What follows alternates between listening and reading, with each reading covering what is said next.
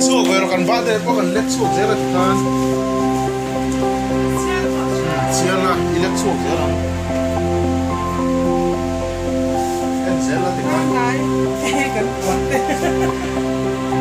để sẽ là cái cười á Echo happy birthday Saturday Mẹ bật sẽ là làm ăn lết suộc birthday tạm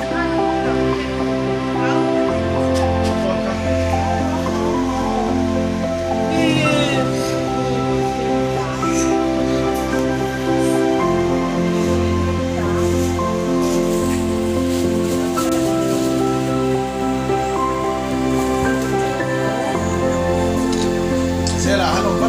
bắt rõ dễ cho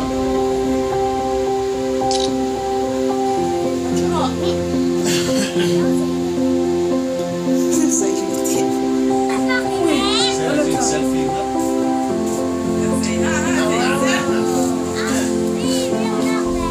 lại ở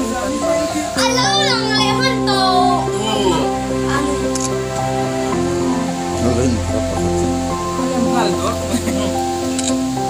dễ là chú lộ ông dễ ở